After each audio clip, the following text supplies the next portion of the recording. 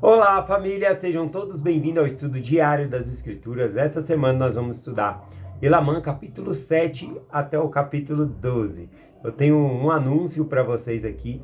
Amanhã, no canal Evangelho em Perspectiva, eu vou estar numa live. Vai começar às 20h30. Então, todos vocês estão convidados a participar nessa live lá, tá bom? Vai ser amanhã às 20h30. Outro anúncio também, a minha filha, né, como vocês sabem, está indo para a missão. E ela vai fazer um chá missionário, tá bom? E aí eu quero convidar vocês também para esse chá missionário. Quem estiver interessado em participar, me manda uma mensagem no WhatsApp para mim dar um jeito de mandar o link, alguma coisa que eu acho que eu vou fazer uma live aí para participar. Quem quiser participar, tá bom? Vamos lá para o nosso estudo de hoje aqui. Elamã, capítulo 7. Hoje nós vamos estudar. Bom, Elamã... Aqui, né, no livro de Elamã, capítulo 7, a gente vê que Nefe e Leí, eles tinham subido até a terra do norte para pregar o evangelho.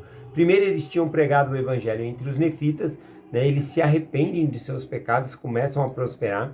Depois eles pregam entre os lamanitas, que também se arrependem.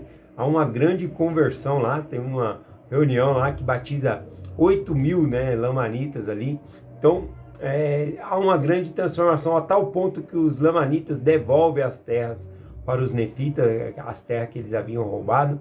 E agora Nefe e Leí, eles subiram para a terra do norte, para onde subiu muitos dos dissidentes ali dos nefitas. E lá eles não tiveram sucesso, né? Então o Nefe, ele volta atrás, e quando ele volta, ele fica muito decepcionado com o que ele vê.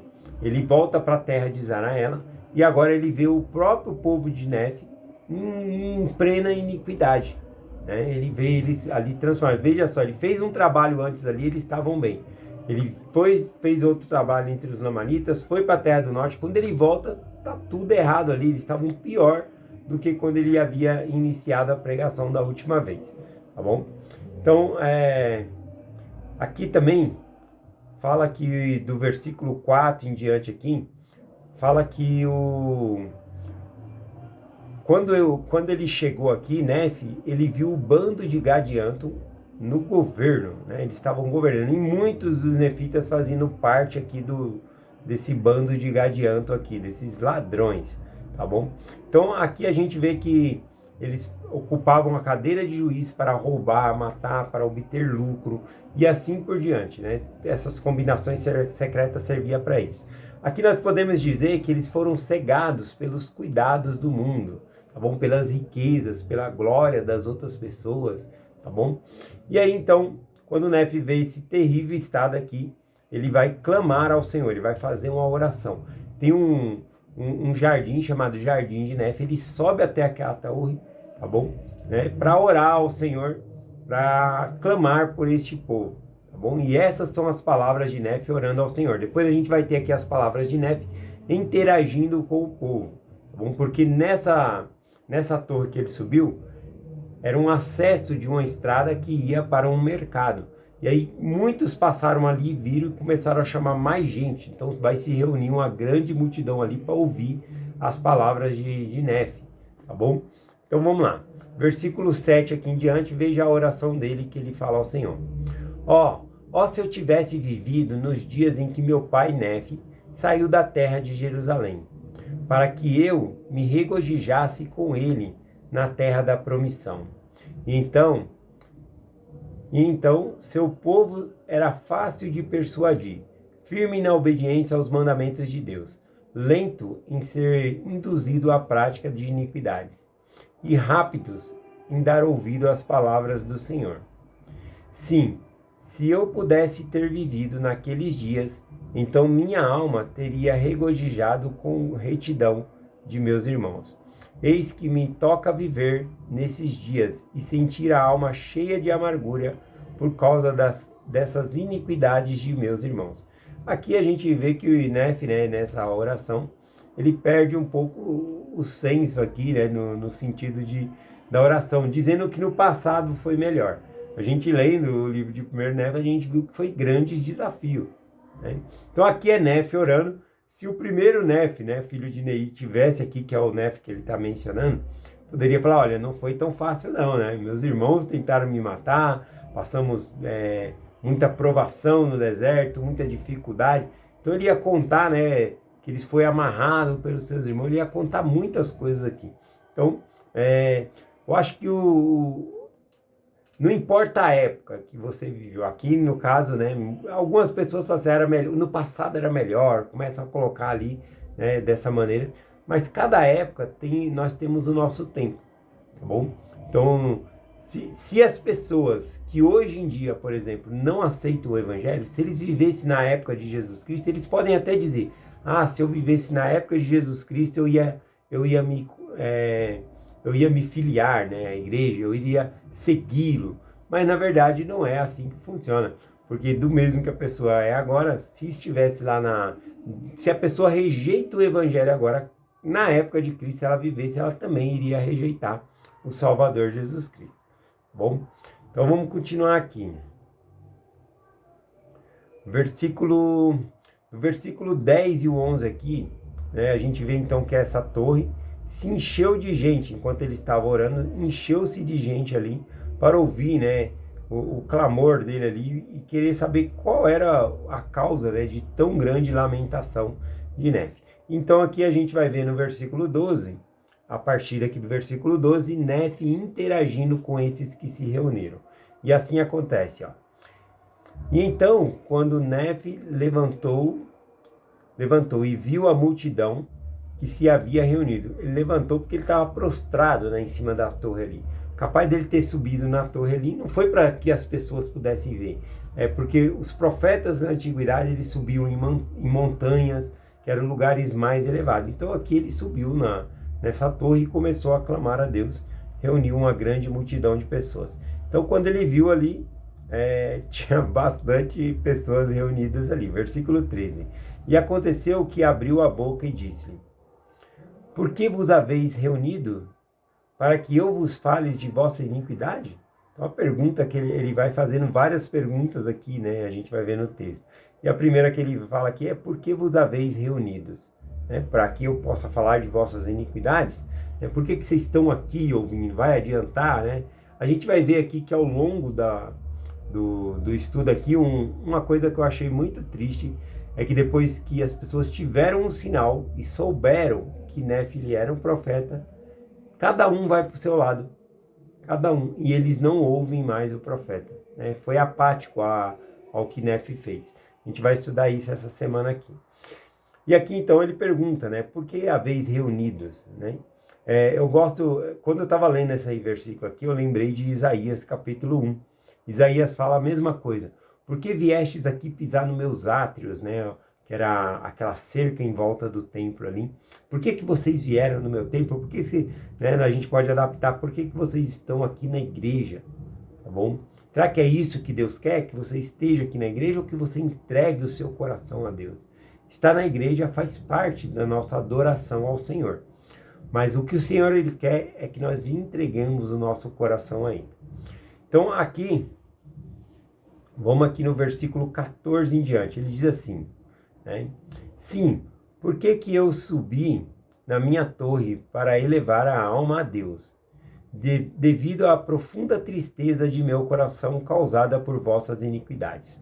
E por causa de meus clamores e lamentos, vós haveis reunidos e estáis admirados. Sim, tendes muito que vos ficar admirados. Sim, devereis estar admirado por haverdes permitido que o diabo tivesse tanto poder sobre os vossos corações.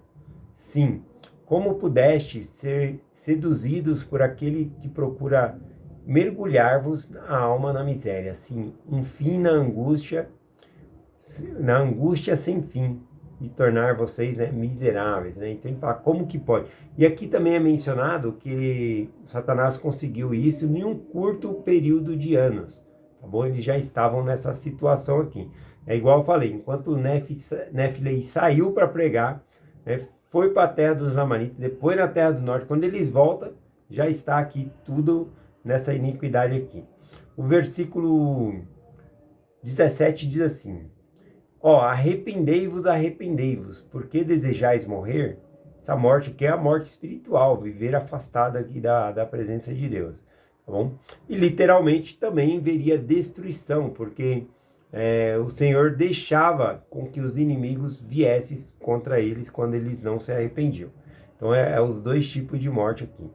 Voltai-vos, voltai-vos para o Senhor vosso Deus, porque vos abandonou, né? Porque vocês abandonaram ele, né?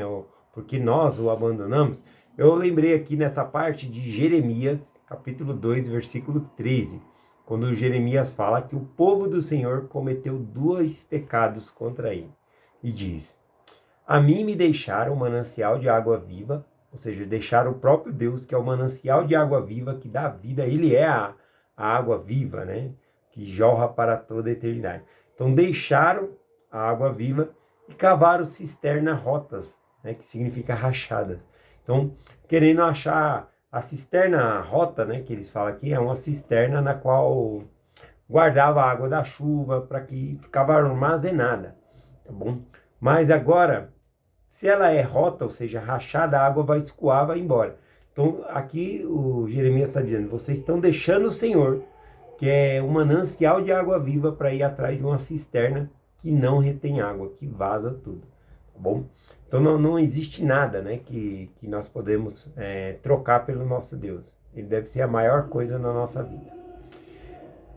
Versículo 20 aqui diz assim: como pudeste vos esquecer de vosso Deus no próprio dia em que ele vos libertou? Lembrar, né, das grandes misericórdias que Deus havia feito por eles, mas agora eles haviam deixado o Senhor. Então, no versículo 21 em diante, o próprio Nefe começa a responder essas perguntas, dizendo: mas eis que é para obter lucro, ou seja, por que eles haviam deixado o Senhor? Para obter lucro, para ser deslouvado pelos homens, ou seja, quererem famas para si mesmo, e para adquirires ouro, prata, que haveis colocado o coração nas riquezas e coisas vãs deste mundo. E por elas assassinaste, saqueaste, roubastes, levantais falso testemunho contra o próximo, entregando-vos a toda a sorte de iniquidade. Ai de vós por essa razão, a menos que vos arrependais, pois se não vos arrependardes, eis que esta grande cidade também, toda a grande cidade circunvizinhas, que ficavam perto todos que ficavam na terra de vossa possessão serão tomadas, e não tereis lugar nelas, pois eis que o Senhor não concederá forças para resistirdes aos vossos inimigos, como até agora tem feito. Bom, então aqui o Senhor, está falando, se vocês não abandonarem vossas iniquidades, o Senhor vai abandonar vocês, né? Ele já tinha falado isso lá em Elamã 4, versículo 13, né? Dizendo assim: porque foram abandonados à sua própria força, portanto não prosperaram. Quando a gente é largado às nossas próprias forças, nós não prosperamos, nós precisamos do Senhor. E aqui no caso, vencer a guerra, né? Também é essencial que o Senhor estivesse do lado deles.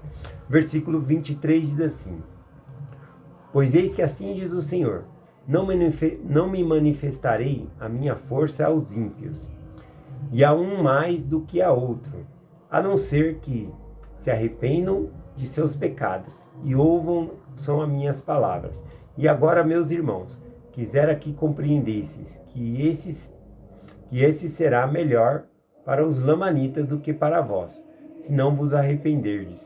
Que ele fala então que será melhor para os lamanitas do que para eles. Por que será? Né? Ele mesmo faz a pergunta e ele mesmo responde. Aqui no versículo 24 ele responde: por que vai ser melhor para os lamanitas do que para os nefitas no juízo final? Pois eis que eles são mais justos do que vós, porque não pecaram contra esse grande conhecimento que haveis recebido. Qual é o grande conhecimento que eles haviam recebido?